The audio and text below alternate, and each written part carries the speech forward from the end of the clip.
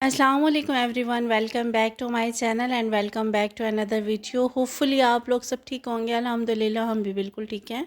आज का व्लॉग वहीं से स्टार्ट हो रहा है जहाँ से कल का व्लॉग एंड किया था। और हलवा मेरा बन चुका था, इसके पीसीस भी मैं कर चुकी थी और हस्बैंड की तैयारियां भी साथ साथ चल रही थी। और लास्ट उनकी जो छुट्टियां थी ना दो, तो यही कोशिश हो रही थी कि जो घर में बना सकें और जो उनके लिए कर सके ना वो कर लें जल्दी से, क्योंकि ना उन्होंने 1.5-2 महीने बाद ही आना था ना, तो बड़े इश्तियाक से और बड़े शौक़ से सब कुछ हो रहा था।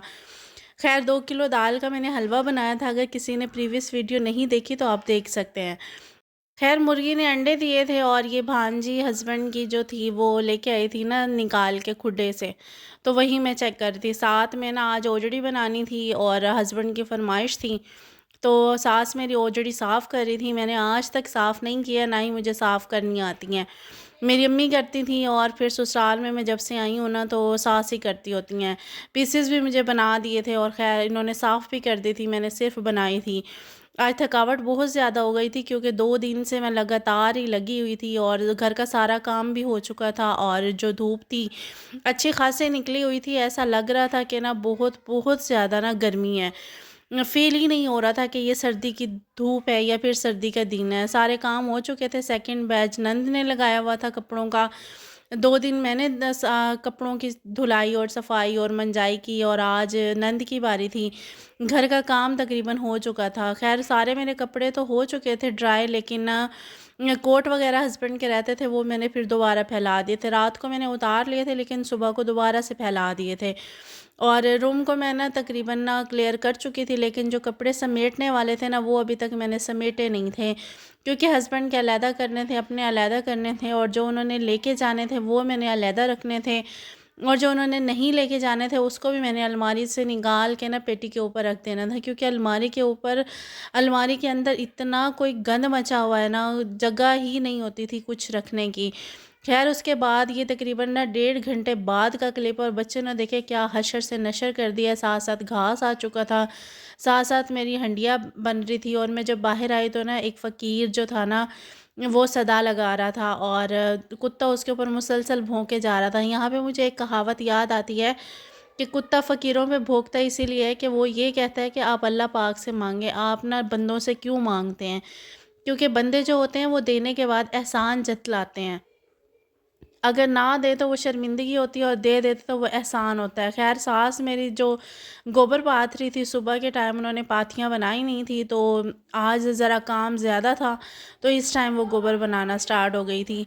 और फ़कीर के पीछे मुसलसल ही कुत्ता था, उन्होंने डंडा लिया हुआ था और साथ साथ ना वो कुत्ते को भी हाँक रहा था। लेकिन ना अपनी जो है इंसान ना सोच समझ और खुदा से मांगना ये सब नहीं करता। खैर कुकर में मैंने चढ़ाया हुआ था, चढ़ाई हुई थी ओजड़ी को, और ना बिल्कुल मैंने देसी तरीके से बनाई थी। कोई मैंने इसके अंदर ना रॉकेट साइंस यूज़ नहीं किया है। एक मरतबा बॉयल जब सास ने पीसेस मुझे करके दे दिए उसके बाद मैंने इसके अंदर ना बॉयल करके पानी बाहर निकाला और फिर सारे मसाले जो हम घर में यूज़ करते हैं वो डाले। और जब वो गल गई तो उसकी भुनाई करके हल्का सा ग्रेवी बना ली, हल्का सा शोरबा बना लिया। ये आपके सामने और खाना मेरा बन चुका था। वैसे ये आपके सामने सिर्फ 1 मिनट का क्लिप है और मुझे सारा दिन लगा सुबह हलवा बनाने में, फिर उसके बाद ना ओजड़ी बनाने में, और फिर मैं आके ना फ्रेश होकर रूम में लेट गई। मुझे इतनी थकावट थी, 2 दिन तबीयत ख़राब रही है ना, और 2 दिन फिर मुसलसल लगी रही, तो ऐसा लग रहा था कि जिस्म ना चूर हुआ हुआ है, इतनी ज़्यादा थकावट थी। खैर फिर उसके बाद ये थर्ड डे का व्लॉग है, थर्ड डे का क्लिप है ये, सॉरी। सुबह के टाइम मैंने उठ के सबसे पहले रज़ाई को उठा के तह लगा के साइड पे किया और सारे कपड़ों को मैंने बेड के ऊपर फैला दिया। अपने अलहदा किए, हस्बैंड के अलहदा किए, जो लेके जाने थे वो अलहदा किए, और इसके अलावा ना जो उन्होंने नहीं लेके जाने थे वो सारे मैंने अलहदा किए। ये सारी चीज़ें करके अब की बार हस्बैंड ने पेटी लेके नहीं जानी है, तो वो बैग ही लेके जा रहे हैं और कंबल लेके जा रहे हैं। बोल रहे थे कि नहीं इतनी सर्दी भी नहीं है, कंबल में हो जाएगा गुजारा। एक कंबल वो नीचे रखने के लिए, बिछाने के लिए लेके जा रहे हैं और एक सिर्फ़ ऊपर ओढ़ने के लिए।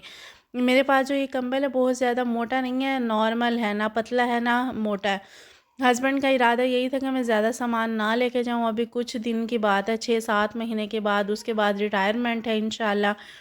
پھر گھر ہی لے کے آنا سارا سامان۔ تو جو ابھی میرے ساتھ سامان آیا تھا کوارٹر سے، وہ سارا سامان گھر پہ رکھ کے جسٹ کچھ چیزیں ہی لے کے جا رہے تھے۔ پہلے میں نے 2 کمبل نکالے نیچے بچھانے کے لیے، لیکن ہسبینڈ نے منع کر دیا، کہتے 1 کمبل کافی ہے۔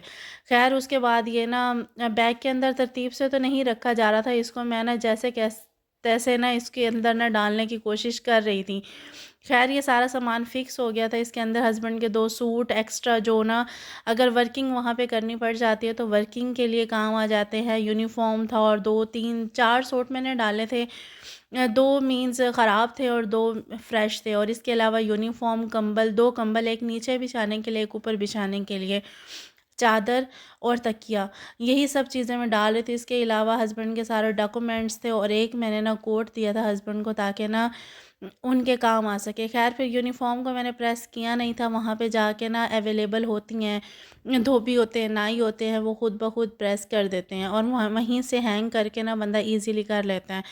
خیر ایک سولجر کی وائف ہونا آسان تو نہیں ہوتا۔ بہت سے لوگ ایسے بولتے ہیں کہ فوجی یہ، فوجی وہ، آرمی ایسے، فوج ایسے، فلاں ایسے۔ ان سے پوچھ کے دیکھے جن کے ہسبینڈ، جن کے بیٹے، جن کے ماؤں کے بیٹے، شوہر اور باپ جو ہوتے ہیں نا، ان سے پوچھ کے دیکھا کریں کہ 2 سے 2.5 مہینے تک ان کا ویٹ کرنا پڑتا ہے، اس کے بعد ان کے چہرے نظر آ رہے ہوتے ہیں۔ اور خاص طور پر خصوصی جو میرے جیسی بیویاں ہوتی ہیں جن کے پاس نا اولاد کا بھی سہارا نہیں ہوتا، وہ اکیلی ہوتی ہیں، ان کے لیے 2 سے 2.5 مہینے گزارنے پہاڑ کے برابر ہوتے ہیں۔ لوگ آرمی کو بول تو دیتے ہیں، لوگ نا فوج کو کچھ نہ کچھ بول تو دیتے ہیں، لیکن نا جو وقت گزارتے ہیں نا، جو اس ٹائم سے گزرتے ہیں، وہ یہ سب انہیں ہی پتہ ہوتا ہے کہ وہ کتنی مشکلات اور کتنے ہارڈ لائف سے گزر کے یہاں تک پہنچ رہے ہوتے ہیں، کتنی مشکل لائف وہ لوگ گزار رہے ہوتے ہیں۔ ان کو اپنے جو خوشی غم کسی میں بھی شرکت کا موقع نہیں ملتا۔ اگر نہ حالات ٹھیک ہوتے ہیں تو وہ گھر آ جاتے ہیں، حالات ٹھیک نہ ہوں تو ان کو اجازت ہی نہیں ہوتی گھر آنے کی۔ اور خصوصی طور پر جو میرے جیسی اکیلی ہوتی ہیں نا، جو وائفس ہوتی ہیں جن کے پاس نا بچے بھی نہیں ہوتے، جو روم میں اکیلے ہوتی ہیں نا، ان کے لیے تو گزارا کرنا اور بھی مشکل ہے۔ میں سب سے یہی ریکویسٹ کرنا چاہوں گی کہ نا کچھ بولنے سے پہلے، کچھ کہنے سے پہلے نا 1000 بار سوچا کریں کہ ہم لوگ نا جسٹ ایک بات کر کے سائڈ پہ ہو جاتے ہیں، لیکن جو سامنے والے سن رہے ہوتے ہیں نا، جو سامنے والے پہ گزر رہی ہوتی ہے، وہ اسی کو پتہ ہوتی ہے۔ خیر میں نے ساری پیکنگ تو کر لی تھی۔ 4 میں نے ہسبینڈ کے سوٹ رکھے تھے، بستر بھی پیک ہو چکا تھا، اس کے علاوہ صرف تکیہ اور چادر تھی، اس کو میں نے نا کور اپ کر کے اس کو رکھنا تھا۔ ساری چیزوں کو سمیٹنے کے ساتھ ساتھ نا دل اتنا بجھا ہوا تھا، اتنی کوئی بری کنڈیشن تھی جو الفاظ میں بیان نہیں کر سکتے۔ ایسا لگ رہا تھا کہ یا تو ہسبینڈ کے ساتھ ہی چلے جائیں یا پھر ادھر رکیں ہی نہ۔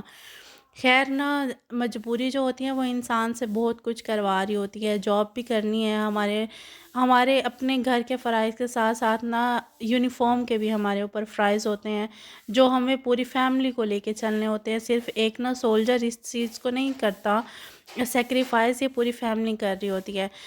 اور اس کے علاوہ ایک جگہ پہ وقت گزارنا، ہسبینڈ کا ایک جگہ سے دوسری جگہ پہ جانا، اپنے نا ساتھیوں کو چھوڑنا اور ایک نیو جگہ پہ جا کے ایڈجسٹ کرنا بہت مشکل ہوتا ہے۔ ہر 2 سال کے بعد، ہر 4 سال کے بعد نا پوسٹنگ کا آ جانا، نیو جگہ پر جا کے ایڈجسٹ کرنا بہت مشکل کام ہوتا ہے۔ لیڈیز میں اتنی ہمت نہیں ہوتی، یہ صرف آدمیوں میں ہی ہوتی ہے۔